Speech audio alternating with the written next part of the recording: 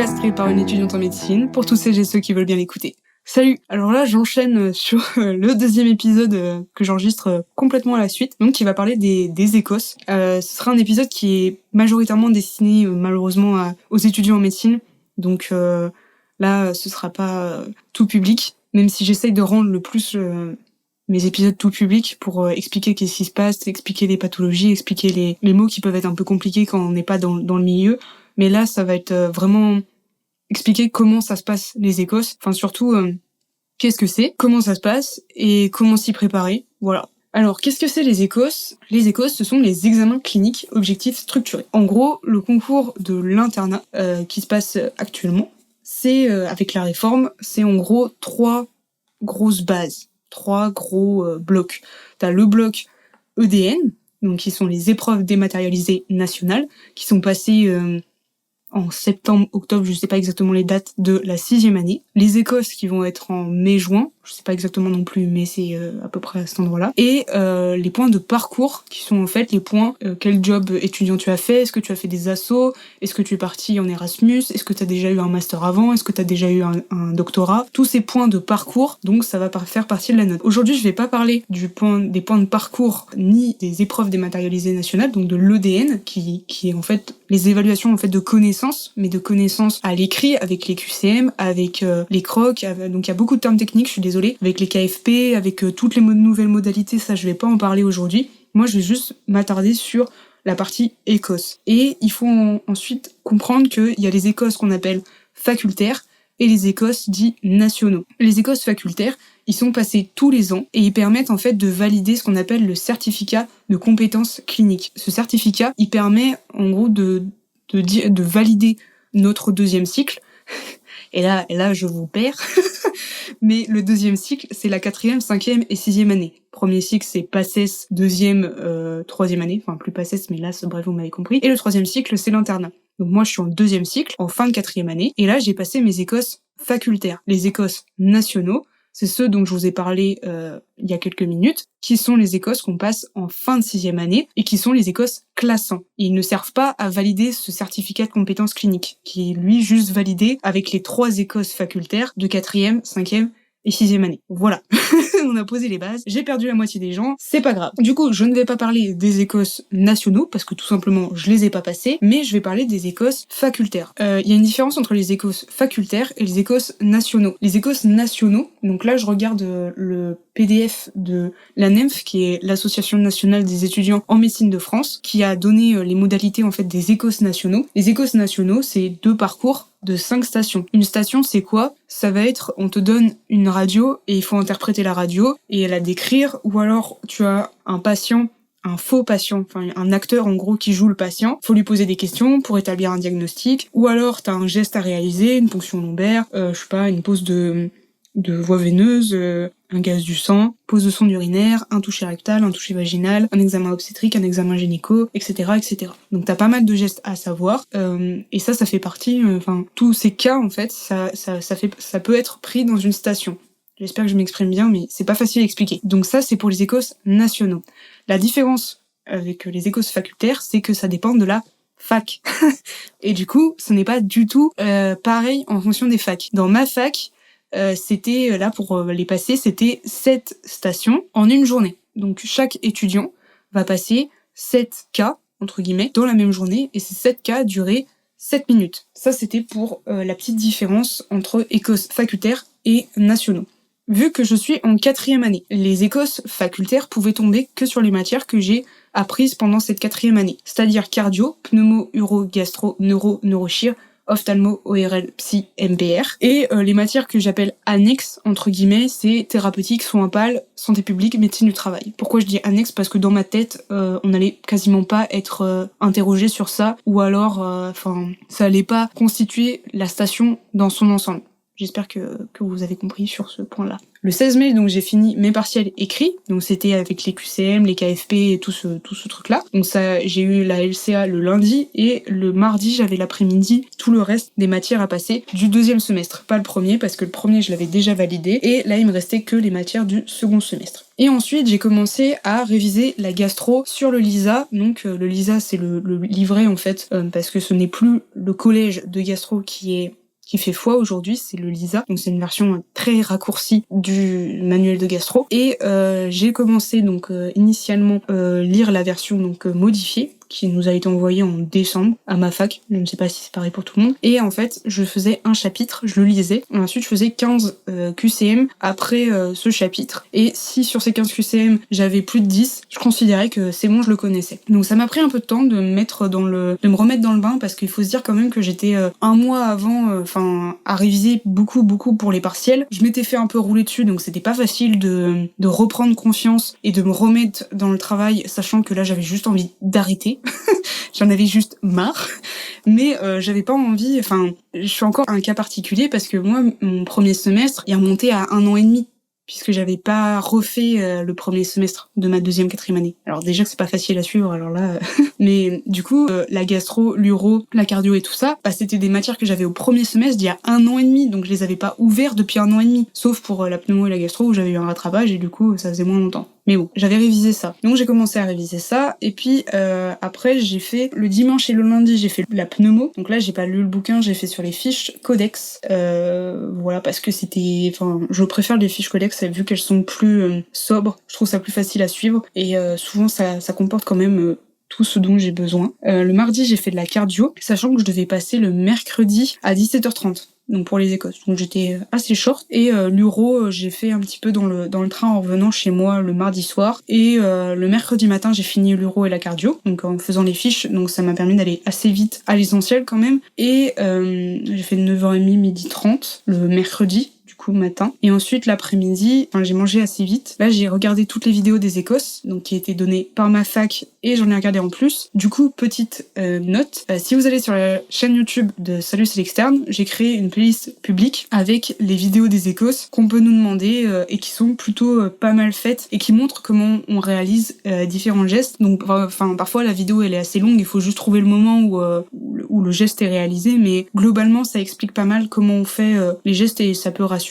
J'ai aussi regardé comment on rédigeait un certificat de décès, un certificat de maladie professionnelle, d'arrêt du travail, et tout ce qui est un peu papier et rédaction d'ordonnance, qu'est-ce qu'il fallait mettre sur l'ordonnance, parce que ça nous était demandé. Donc c'était le numéro RPPS, le nom, prénom, date de naissance du patient, et tout ce dont on avait besoin de mettre sur cette ordonnance. Et ensuite j'ai fait quelques QCM de mon 2e semestre, donc que je venais à peine de passer il y a 1 semaine, et voilà, j'ai fait quelques DP pour me remettre un peu dans le bain, histoire d'eux, et j'ai lu un bout de l'imagerie de la martingale, qui est très bien faite, vraiment très bien expliquée, quand vous y comprenez rien, l'imagerie, vraiment chaque structure est notée, et je vous le conseille, c'est vraiment top. J'espère qu'ils vont en refaire un autre, parce que c'est vraiment très facile à comprendre, et ça permet de mieux s'y retrouver dans l'espace, surtout au début, quand on débute un peu l'imagerie, ça peut vraiment être une aide. Du coup, je suis partie à la fac pour rendez-vous à 17h30. J'étais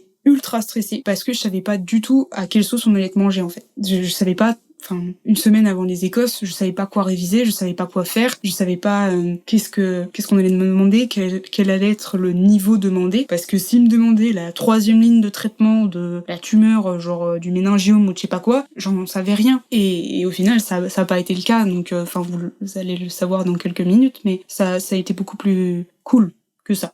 Franchement, je m'attendais à pire. Mais c'était un peu comme me préparer aux oraux de sémio, en fait, en 2e et 3e année. Je crois que c'est en 3e année. Et tu sais pas trop sur quoi tu vas t'interroger, mais en fait, les oraux de sémio, c'est savoir faire un interrogatoire correctement. Voilà. C'est juste, faut pas oublier certaines notions et certains points importants qui vont t'aider à orienter ton diagnostic, mais la plupart du temps, les oraux, c'est quand même, ils sont Enfin là en tout cas en 4e et 3e année ils étaient plutôt cool. Donc rendez-vous à 17h30 à la fac. Comment ça s'est passé? Donc moi je suis arrivée, j'ai retrouvé 2-3 amis. On a attendu dans une salle à l'étage. En fait moi je pensais que ça commençait directement à 17h30 et non ça en fait ça a commencé à 18h06. Et le truc c'est que donc il y avait des sessions le matin. Donc les gens ils arrivaient le matin et tout ça à je sais pas à 9h et en fait après ils devaient attendre jusqu'à la fin de la session du matin. Donc jusqu'à midi dans un amphi pour ne pas donner les infos aux autres gens. Donc nous vu qu'on était les derniers de l'après-midi, bah en fait il y avait tous ceux de l'après-midi qui étaient dans un amphi pour ne pas nous donner les infos et nous on était vraiment les derniers à passer. Donc on a attendu, on a un peu discuté, voilà. On n'avait pas le droit au portable forcément. Enfin, on avait le droit au début et puis après on devait le mettre dans nos sacs et on n'avait plus le droit d'y toucher, rien dans nos poches. On a dû présenter nos cartes d'identité et cartes étudiantes signées qu'on était bien là. Moi j'avais pris mon stéto parce que c'était demandé. J'avais pas de marteau réflexe, j'avais pas de blouse et j'avais crayon papier. Et j'avoue que j'étais une des seules à pas avoir de blouse, mais bon. Enfin, vu ce qui nous attendait, en fait, parce que ça m'aurait gêné plus qu'autre chose. Ensuite, après, on laissait nos affaires dans la salle et on est descendu pour se mettre devant les pièces. Alors, comment ça s'organisait? Par rapport aux écos donc nationaux dont j'ai parlé tout à l'heure, là, c'était des écos facultaires, donc différents en fonction de chaque fac. Je réinsiste là-dessus, mais c'est important de connaître comment ça va se passer. Donc, il y avait 2 parcours. En gros, c'est notre salle de partiel qui est coupée en fait en plusieurs petites salles. Les parcours étaient identiques, c'est juste qu'ils commençaient pas dans le même ordre. En gros, moi j'étais parcours 1, station 1, donc je commençais au bout du couloir à gauche, et le parcours 2, station 1, il commençait au bout du couloir à droite, et en fait au final, tout le monde passait sur les mêmes stations. Et chaque station durait 7 minutes. Il y avait 2 examinateurs à chaque fois. Comment ça se passait? En gros, le signal était donné au micro du genre c'est parti, et ensuite il tapait 2 fois sur le bout du micro pour signifier qu'il restait qu'1 minute. Sur chaque station, on te donnait soit le contexte à l'oral, soit c'était écrit au niveau de la feuille, mais il fallait bien prendre le temps de lire la feuille, parce que parfois c'était assez long. Donc comment se sont passées qu'est-ce que j'ai eu comme station? Donc là, c'est là la partie où c'est le plus orienté médecine, parce que là il y a vraiment là je vais vraiment dire ce que j'ai eu, donc c'est pour que vous voyez comment ça se passe, et je vais parler de chacune des stations et comment j'ai ressenti la situation après en sortant. Donc la première station, c'était réaliser un ECG sur un mannequin, et ensuite il fallait analyser un ECG. Donc quand j'ai dû réaliser le CG, donc il fallait juste poser les patchs, je sais pas comment ça s'appelle. On dit des électrodes, c'est pourtant pas compliqué. Sous le coup de la pression un peu, j'ai inversé la 3 et la 4 en précordial, et en fait je les ai remises juste à la fin, et le gars il m'a dit vous êtes sûr là c'est bon? Et je fais oui je bouge plus. Ensuite on s'installe à la table et là on voit un ECG qui est sorti, et c'était typiquement un syndrome coronarien aigu, et il y avait pas besoin de donner la prise en charge, fallait juste être systématique et décrire ce que tu voyais, quelle était ensuite ta conclusion au diagnostic. Mais c'était pas facile parce que les examinateurs en fait ils te donnaient pas du tout d'infos, et ils étaient complètement poker face, donc tu savais pas si ce que tu disais c'était bien ou pas. Et là je me suis rendu compte que vraiment le stress jouait pas mal, parce que malgré que le CG c'était un truc où je maîtrisais parce que j'étais passée en cardio et que j'avais vraiment bossé ce truc là, j'étais pas forcément très très à l'aise, et le fait d'avoir quelqu'un en face qui te valide pas ou qui te dit pas si ça va ou pas, c'est pas facile. Faut rester concentré, et là en plus il y a eu un problème au niveau du micro, ce qui a fait qu'en fait l'examen a duré beaucoup plus longtemps que prévu. J'ai pas eu les 2 tapes, le micro qui disait qu'il restait qu'1 minute, donc en fait ça a duré vachement longtemps et je voyais pas ce que je pouvais rajouter de plus quoi. J'avais vraiment décrit tout, le PR, le QRS, la Repol, l'axe, j'avais même dit si c'était régulier, si c'était sinusal, tout ça dans le bon ordre. Je voyais pas quoi rajouter, et c'était évident qu'on aurait dit un SCA parce qu'il y avait un sus-décalage et un miroir en face, ça pouvait pas être autre chose. Vraiment, c'était le truc, ça ressemblait pas à une péricardite, je suis pas sûre qu'il y avait un contexte. Là, je crois qu'il y avait juste un ECG à analyser. Donc bref, on ressort, je suis un peu... je sais pas, je suis un peu perturbée justement parce que je sais pas si ce que j'ai fait c'est bien, et ça c'est vraiment pas facile. Je connaissais aucun des examinateurs là sur cette station. La deuxième station, c'était la partie iconographie. Donc en gros, analyser une image, et là c'était une tumeur ORL ultra chaud. ultra chaud. Genre, c'était une tumeur bourgeonnante sous la corde vocale. Et en fait, c'était une nasofibroscopie. Et il y avait 4 questions après derrière. Genre, qu'est-ce que vous voyez? Où est-ce que c'est situé? Qu'est-ce que vous faites comme examen? Et qu'est-ce que vous faites après cet examen? Donc, moi, j'ai dit c'était une tumeur bourgeonnante, gauche, je crois que c'était gauche, sous la corde vocale, que je faisais un scanner cervico-thoracique avec après une ponction. Ce qui était cool, c'était que j'avais 2 examinateurs que je connaissais déjà. Donc un qui était un chef de clinique en cardio avec qui j'avais fait beaucoup de garde et j'avais fait des consultations, donc en fait il me connaissait et je le connaissais aussi, donc c'était assez rassurant parce que je savais qu'il était super cool. Et un autre prof qui en impose un peu, mais qui est ultra sympa, mais enfin tu vois, il a la connaissance quoi, entre guillemets. Donc t'as pas envie de dire n'importe quoi. Et j'avoue que quand il m'a demandé où était située la lésion, à part dire qu'elle était sous les cordes vocales, j'avoue que j'étais un peu perdue. Et après, il fallait rédiger l'ordonnance de demande d'examen, d'où le fait qu'il fallait savoir mettre le nom, le prénom, RPPS, la date de naissance du patient, machin, le motif, etc. Donc, j'étais assez en difficulté sur la localisation de la lésion, mais les examinateurs étaient quand même plutôt cool et essayaient quand même, là, par rapport à la première station, de t'aiguiller et de t'orienter vraiment beaucoup plus. Donc c'était plus agréable. J'ai même plaisanté un peu à la fin. Et puis même moi, ça m'a permis de déstresser un peu et de me... Enfin, je sais que dans la vraie vie, genre les vrais écos nationaux, je pense que tu fais pas de vanne. Tu fais pas de vanne parce que de toute façon tu les connais pas, et que si tu fais une vanne, on va te dire mais tu es qui en fait? tu ne fais pas de vanne, tu es un pauvre externe, tu ne sais rien, donc tu te tais.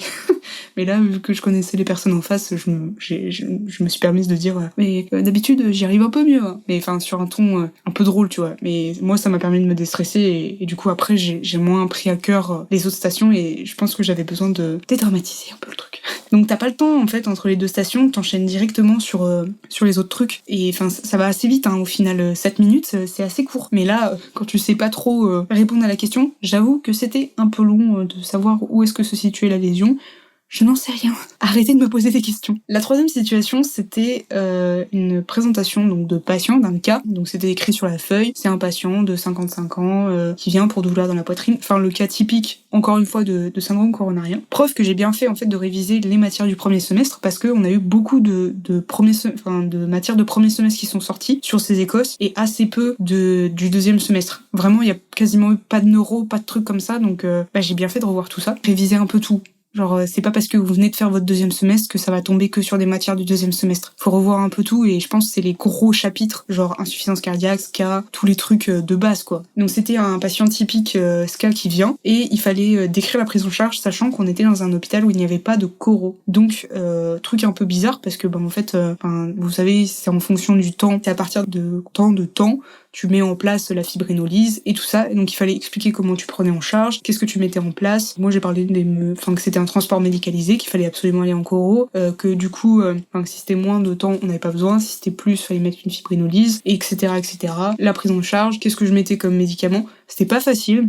C'était pas facile parce que le SCA, je trouve, ça ressemble vachement à l'insuffisance cardiaque, mais les médicaments sont quasiment pareils, mais il y a toujours un truc qui change. Il y a plein de sous-types de patients, donc plein de sous-types de traitements, genre s'il a fait ça ou s'il a eu ça, tu changes ça et tout ça. J'avoue, celui-là c'était un peu chaud, et puis en fait je savais tellement pas quoi donner en plus de ce que j'avais dit, que j'allais limite sur la prise en charge des facteurs de risque, type s'il fume on arrête qu'il fume, si il a du cholestérol on diminue les LDL, tous ces trucs là quoi. Et ce qu'ils m'ont dit après, mais oui mais c'est pas ça, c'est pas la prise en charge urgente. Oui mais voilà, comme ça je vous dis que je sais des trucs quoi. Et là encore une fois, les examinateurs n'aidaient pas du tout, genre vraiment pas. Et là c'est difficile de s'orienter, je trouve, pour savoir la prise en charge du début à la fin par cœur. Là c'était vraiment, là je trouvais que c'était chaud, puis j'avais pas forcément beaucoup appuyé sur ce chapitre là, mais j'ai quand même dit 2-3 trucs. Mais je pense que c'est pas sur celle-là que je vais briller globalement.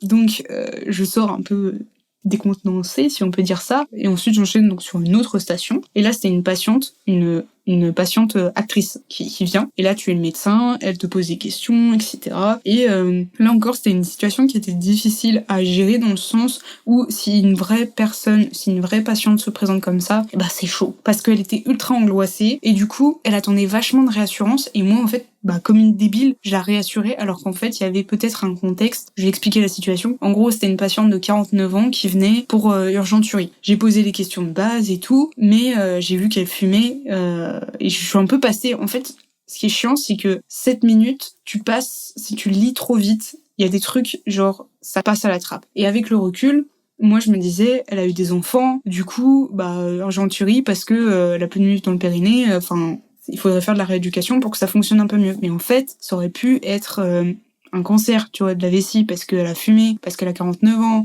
parce que machin. Et au final, moi, je suis partie vraiment beaucoup trop sur la réassurance, en lui disant, l'urgenturie chez une femme de 49 ans, ça m'inquiète pas, tu vois. Puis en plus, il y avait pas de sang dans les urines, il y avait pas de perte de poids récente, il y avait beaucoup de choses qui m'alertaient pas. Voilà. En tant qu'externe de 4e année, hein. Encore une fois, je suis pas professionnelle. J'avais du mal à aller vers le cancer, même si c'était une option. Et le truc que je me reproche, c'est d'avoir été trop, de m'être laissée embarquer par la patiente, actrice, qui me demandait trop d'être réassurée. Genre, elle arrêtait pas de demander, il est pas possible que j'ai un truc plus grave et tout.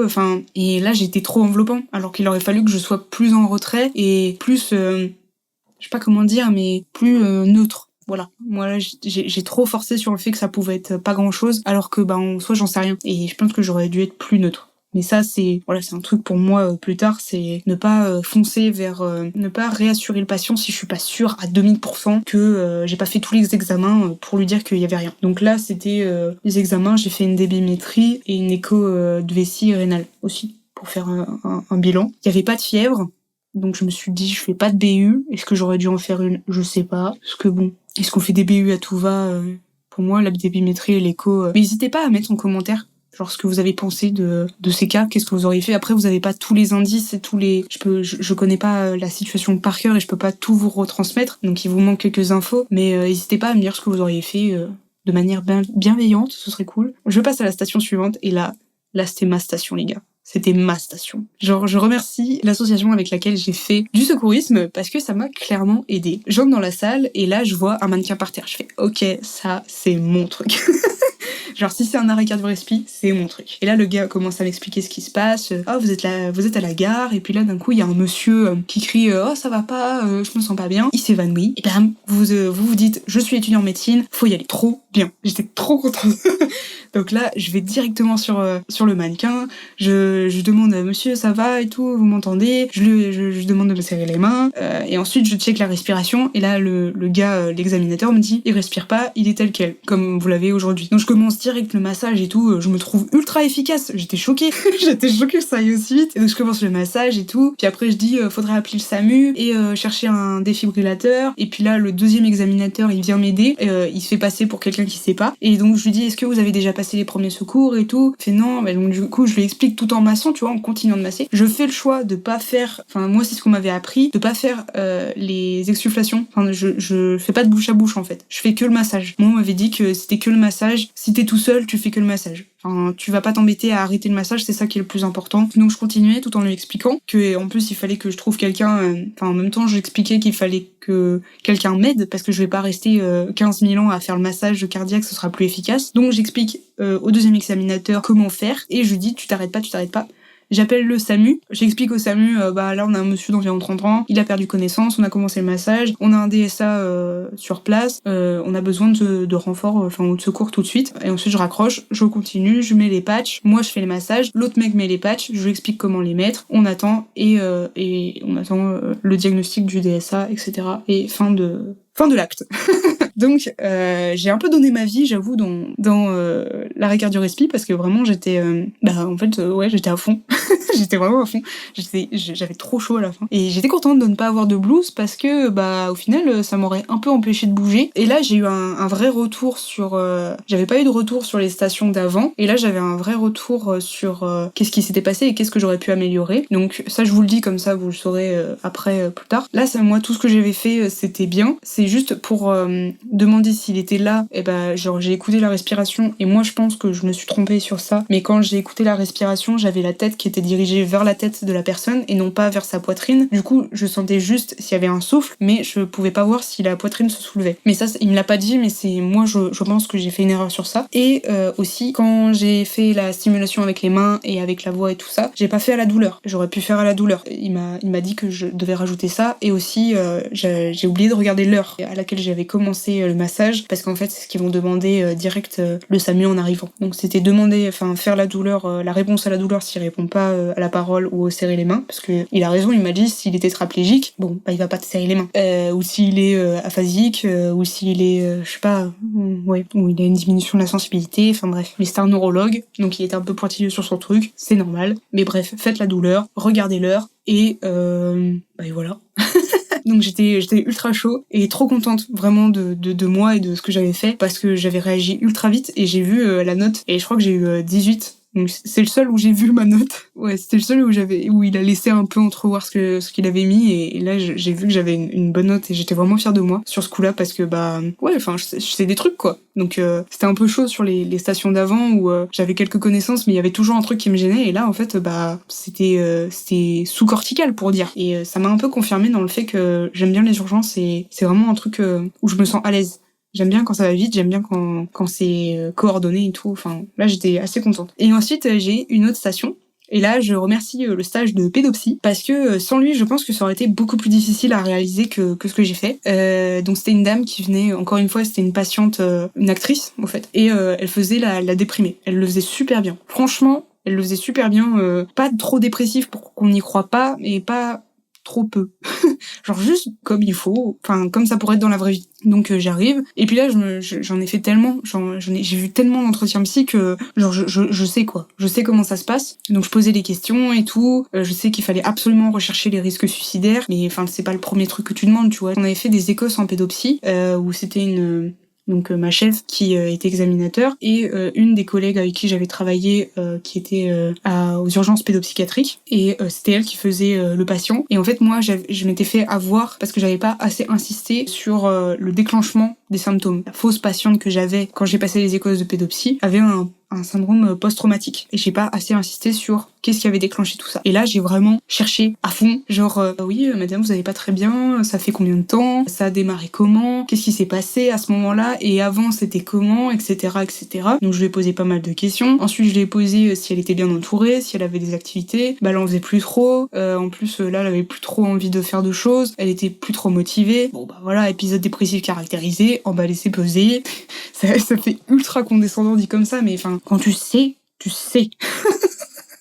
L'exercice est fait pour s'exercer quand on ne sait pas. Je sais. Et du coup, donc ça s'est très bien passé. Donc je posais les petites questions ensuite. Est-ce qu'il y a un risque suicidaire du genre est-ce que vous avez déjà eu des idées noires? Non, elle en avait pas. Non, elle en avait jamais pensé. Non, elle avait pas envie de se suicider. Bon, bah on a éliminé le risque. Et donc voilà. Après, je lui demande si ça la gêne de prendre des traitements. Donc j'ai mis un IRSS là, un ISRS. Je sais même pas comment ça se dit. En fait, j'arrive à le lire, mais j'arrive pas à le dire. Peut-être une TCC, mais ça, c'est à avoir un suivi psy pour aller parler un peu. Donc voilà, le seul truc c'est après en avoir discuté avec d'autres co-externes, où là, j'ai oublié de demander pour le sommeil et l'alimentation. Enfin, je suis allée à l'essentiel, je pense, avec le risque suicidaire, mais j'ai pas demandé le sommeil et l'alimentation, et je pense que ça, c'est un des trucs que j'aurais dû être plus systématique. En fait, cet épisode, il me permet aussi de me corriger avec le recul, parce que là ça fait une semaine que j'ai passé tout ça. Et ensuite on m'a demandé si j'hospitalisais ou pas. Moi j'ai dit non. J'avais pas de critères, elle était bien entourée, il y avait pas de risque suicidaire immédiat, donc non, j'ai pas fait d'hospite. Et eux ils étaient d'accord de ma prise en charge. Et ils ont dit que c'était pas mal. Là aussi j'ai eu un micro-retour que c'était pas mal. Voilà. Ensuite, dernière station, plus compliquée, parce qu'il y avait pas mal d'infos. En fait, c'est un peu comme la station ORL, il y avait un gros texte. Et je trouve que dans le stress, là c'est difficile de passer d'une station à l'autre, parce que par exemple la deuxième station ORL où il y avait la photo, juste avant j'étais un peu perdue avec les examinateurs de l'ECG, est-ce que c'était bien, est-ce que c'était pas bien, et je me concentrais trop sur ce qu'ils se demandaient, alors que là il y avait un gros paragraphe sur l'ORL et je lisais, j'arrivais pas à me concentrer sur ce que je disais, du coup j'ai dû zapper des infos, ça doit pas être top. Et là en fait vu que c'était la fin, c'est vraiment très intense comme exercice. Là c'est la dernière station, faut se dire qu'on a déjà fait quasiment 45 minutes à fond en fait, 45 minutes de médecine à fond, où tu dois vraiment réfléchir à ta prise en charge et à ce que tu fais vite, sans trop d'aide en fait, parce que là t'as pas de senior qui t'aide.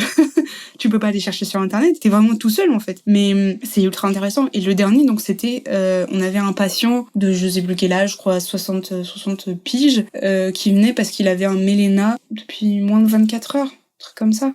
Genre vraiment, enfin, c'était très très récent. Je suis désolée, j'ai pas tous les contextes en tête, mais en gros c'était ça. Et il y avait une liste d'antécédents. Et en fait, moi je me suis un peu, je pense que j'ai lu là, j'avoue que j'ai lu trop vite. J'ai majoritairement lu qu'il y avait des polypes au niveau du côlon et une diverticulose. J'ai pas lu la ligne où il a pris en fait des anti-inflammatoires et j'ai zappé cette ligne et en fait quand il a fallu présenter le patient ça allait encore je parlais très vite, j'étais assez stressée parce que j'avais peur de pas pouvoir dire toutes les infos au mec. En fait t'avais vraiment un téléphone et t'appelais et c'était quelqu'un qui te répondait et il fallait en fait que tu justifies la fibroscopie pour ton patient. En soi pour un méléna c'est pas déconnant on va dire, mais il fallait que toi tu le justifies comme si t'étais un interne et que t'avais besoin en fait de cette imagerie. Et en fait, moi, mes hypothèses, c'était, vu que je me suis focalisée sur le polype et sur le diverticule, pour moi, c'était soit une diverticulose, une diverticulite, soit un adénocarcinome du côlon.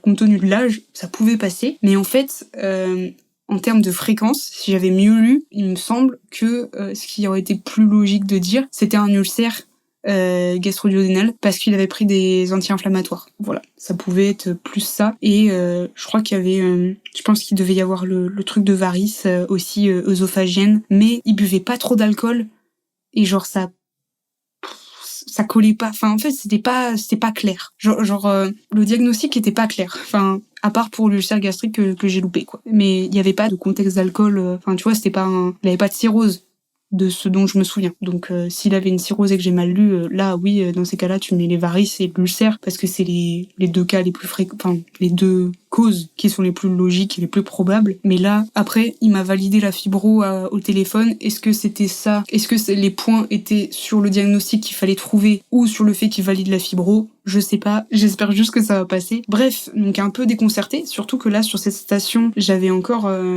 quelqu'un que je connaissais dans le jury quand j'ai fait le tutorat. C'était ma responsable du tutorat à ce moment-là. Donc, on a pu discuter un peu et c'est pour ça, elle m'a dit, mes diagnostics, c'était pas les premiers à dire, compte tenu du contexte. Et c'est là où je me suis dit, vraiment, il faut que je lise plus. Donc, sur un retour global de ces échos, facultaires, je rappelle, c'était mes premiers. Donc du coup j'étais ultra stressée avant, j'étais ultra stressée pendant et après j'arrivais à un peu trouver mes repères et ça je remercie beaucoup les stages type urgence que j'ai fait l'été dernier où tous les stages où en fait il fallait aller poser des questions aux patients et vraiment être acteur de la prise en charge parce qu'en fait c'est ça qu'on nous demande. Donc si on est trop dans l'observation parfois c'est pas facile. Et même là dans le stage de pédopsie où j'ai fait énormément d'observations, quand même ça m'a aidé pour la station de dépression, tu vois. Donc voilà, même l'observation, ça peut quand même aider si t'en vois beaucoup. Donc, le stress joue énormément dans ce cas-là parce que, forcément, faut que t'arrives à te poser pour pouvoir réfléchir à la question. Prendre le temps de lire, c'est assez éprouvant. Genre, tu sors de là, t'as un peu la tête qui va exploser, quoi. Faut pas te demander autre chose derrière. C'est 1 heure ou c'est 1 heure, t'as pas le temps, quoi. Et puis t'as très peu de temps de réflexion. Au final, 7 minutes, c'est très court, parce que dans la vraie vie, t'as pas 7 minutes pour réfléchir au truc de ton patient. C'est pour des questions d'organisation, c'est plus facile. Mais, c'est quand même assez contraignant. Parfois, t'as pas d'aide, voire pas du tout d'orientation, par les jurés. Ça dépend. Donc tu navigues à l'aveugle, t'es tout seul, t'as pas de chef qui valide, alors que dans la vraie vie t'en as un, donc c'est peut-être un des mauvais points, j'ai envie de dire. Tu sais pas trop ce qui va se passer, tu sais pas trop comment ça va s'organiser, et moi j'avais surtout peur des gestes, j'avais trop peur d'être sur des gestes que je connaissais pas par cœur, tu vois. Parce qu'au final la réanimation cardio-respi, j'avais fait du secourisme, j'en avais mangé je sais pas combien, tu vois, pas forcément dans des cas réels. Enfin, même si j'ai parlé du fait que j'avais déjà eu un arrêt cardiaque juste dans l'hôpital où j'ai été l'année dernière, et le mec a tapé son arrêt juste devant l'hôpital. Donc j'ai vu comment ça se passait, mais j'en ai pas fait, je me sentais pas prête à le faire. Et au final, ça m'a quand même vachement aidée de savoir comment ça se passait et d'avoir vu aussi comment eux ils faisaient ça du côté médecine et pas du côté secouriste parce que j'étais plus calée sur le secourisme que sur le côté réa pur et dur. Et ça peut être difficile, je pense, les échos quand t'es introverti ou timide parce que tu dois parler devant des gens qui ont de la connaissance. Tu parles pas à des personnes qui ne savent pas de quoi ils parlent. Même si là, parfois, ce que je trouvais un peu space, c'est qu'ils aient mis des mecs pas d'ORL devant l'ORL. Voilà. Enfin, après, on reste tous médecins, mais tu penses que t'as une surspé à la fin, tu t'es moins compétent que pour juger Enfin, je sais pas. Peut-être qu'aussi le fait que ça soit pas quelqu'un de spé ORL qui juge de l'ORL, bah en fait il va être plus indulgent parce que il est pas ORL. Tu vois ce que je veux dire? Voilà, je réfléchis en même temps que je parle. Du coup, ça peut être parce que tu fais un peu d'acting quand même. Tu vois, tu joues le médecin. T'es plus externe, t'es le médecin, t'es censé savoir ton truc. Tu mènes ton interrogatoire. Et moi, c'est là aussi que je me suis rendu compte que mes moments préférés, c'était les interrogatoires avec des patients. C'était là où j'étais le plus à l'aise. Enfin, pas pour le truc urinaire où là j'étais pas à l'aise, elle me mettait pas à l'aise. La dame, elle était trop stressée et ça allait pas quoi. Parfois aussi j'étais un peu perdue parce que je savais pas trop ce qu'ils attendaient. La question était soit trop large, soit vraiment c'était trop spécifique. Par exemple pour la prise en charge du SCA là, qu'il y avait pas de coraux. Qu'est-ce qu'ils attendaient de plus, je sais pas en fait. Et ils t'aiguillent pas, bon, là, j'étais un peu perdue. Qu'est-ce que je peux en dire des bons points de ces écosses? Bah, il y en a plein quand même, des bons points. C'est qu'il n'y a pas de situation où je ne savais pas quoi faire du tout. J'avais toujours au moins une ou deux réponses, pas forcément sur toutes les questions, mais je savais parfois quand même répondre. Il n'y avait pas vraiment de cas où je savais pas quoi faire. Du tout. Je pense qu'on a toujours une petite base. Il y a toujours moyen de gratter des points. Même si tu l'as pas vu le cas, tu peux quand même t'en sortir. Je pense. Pour l'instant, j'ai pas les résultats. Hein. Je vous dis ça, je sais même pas ce que ça a donné, donc je vous tiendrai au courant. Voilà, tu sais que t'as quelques difficultés, mais aussi ça te permet de voir où est-ce que t'es à l'aise, quelles sont les matières que t'as bossé, que t'as moins bossé. Moi, je trouvais ça cool, et même là aussi, je me suis rendu compte que faire assistant de régulation médicale, ça m'a pas mal aidé pour poser vite des questions, par exemple sur les douleurs thoraciques, là du gars de Coro et tout ça. Bah en fait, tu poses vite tes questions et tu sais déjà où est-ce que tu vas. Je vous conseille de faire ça si vous avez possibilité dans votre fac, si votre fac a le SAMU. Vraiment, je conseille. Ça prend du temps, mais ça forme quand même à être rapide et efficace, et c'est toujours ça de prix. Globalement, je suis assez contente de comment ils se sont passés parce que j'ai fait une année qui était quand même majoritairement d'observation, mis à part la pneumo où j'étais en stage. La chirvasque, il y avait pas vraiment de patients, j'en ai pas vu 2000, enfin surtout c'était pas beaucoup d'interrogatoires, c'était beaucoup de blocs, donc beaucoup d'observations, et la pédopsie c'était majoritairement de l'observation. Donc j'ai pas fait d'interrogatoire de patients depuis quasiment l'été dernier ou presque. Donc je suis plutôt contente. Aussi, c'est cool de se rendre compte que tu sais des trucs parce que c'est une nouvelle forme d'évaluation et t'oublies assez vite, je trouve, quand t'es si vous avez écouté l'épisode précédent où je parle du flow et du deep work, bah là c'est un peu ça, tu vois, où t'es tellement concentré sur le truc que t'oublies au final que t'es évalué et tu te concentres vraiment sur les questions parce qu'en fait on dirait des questions de patients. Je sais pas si vous arrivez à suivre ce que je veux dire, mais donc c'est très stressant, mais je trouvais que c'était vraiment cool. Ça me gênerait pas de les repasser, j'espère ne pas les repasser, mais ça me gênerait pas de les repasser parce que c'est très formateur de passer les écosses parce que ça te met vraiment en conditions réelles, et surtout si t'es à l'aise à l'oral, si t'es à l'aise avec tes connaissances, c'est bien de connaître tout sur des QCM parce que parfois je sais pas, tu connais quand t'as les QCM, tu connais l'échelle, comment elle est écrite dans les cours, mais tu sais pas comment la prononcer ou tu sais même pas la dire à l'oral. Et là en fait on te demande vraiment des connaissances basico-basiques et on te juge sur ta qualité, sur tes compétences de médecin, vraiment d'interaction. Et donc je sais pas, je trouvais ça assez intéressant et j'ai beaucoup aimé poser des questions d'interrogatoire. C'était pas facile tout le temps, mais c'était vraiment quelque chose de bénéfique, je trouve. Donc, en conclusion, qu'est-ce que je dirais? C'est, pour moi et pour vous, prendre le temps de lire les consignes. Si les infos, elles sont notées, surtout que c'est pas vous qui posez l'interrogatoire sur les trucs, sur les situations, parfois. Si c'est noté dans l'interrogatoire, si c'est noté sur votre feuille, c'est que ça a de l'importance. Faut pas squeezer. Moi, j'ai trop mis de côté certaines phrases et je pense que ça m'a un peu induit en erreur. Voilà, prendre le temps de comprendre la situation, même s'il y a que 7 minutes, c'est pas grave. Vous allez entendre quand ça va être la dernière minute, et souvent vous avez le temps quand même. Faut juste essayer de se poser, essayer de se détendre et de comprendre ce que t'es en train de lire, parce que parfois tu lis juste en diagonale et ça percute pas dans le cerveau, quoi. Et ça a des bons points positifs, encore une fois, parce que ça te montre que tu sais des choses. T'es 5-6 années post-bac, t'as quand même fait des trucs, tu vois. Tu sais quand même les choses, et tu sais les choses, et t'as pas rien fait pendant toutes ces années-là, et donc je trouvais ça assez cool. Et ce qui est marrant, c'est que quelques jours après, là c'est plus la petite anecdote de fin d'épisode, mais quelques jours après, j'ai eu des échos de vie réelle, dans le sens où on on se baladait avec ma mère en voiture et sur le bord de la route, on a vu un papy qui avait l'air complètement perdu et tout ça. Et on a appelé le 15 parce qu'en fait, au final, c'était un monsieur qui était perdu, qui avait quitté la maison de sa fille. Il était dément et tout. Enfin, quand tu lui posais les questions, qui êtes-vous? Est-ce que vous savez où est-ce qu'on est? Comment vous vous appelez et tout? Il répondait complètement à côté. Donc c'était assez stressant, je trouve, cette situation parce qu'il était vraiment au bord de la route. Puis il se poussait pas quand il y avait les voitures qui passaient. Nous, on a vraiment failli lui rentrer dedans. Genre, on a pilé comme pas possible pour pas le rentrer dedans. Et il titubait, genre si t'as déjà été en EHPAD, voilà, c'était un patient type EHPAD, quoi. Et quelques jours après encore, on a été en boîte avec des amis et j'ai une amie qui a été droguée au GHB. Et là, en fait, encore une fois, il a fallu faire l'étudiant en médecine, tu vois. Et là, d'un coup, direct, tu switches en mode médecin et je pense que ça a dû arriver à certains d'entre vous.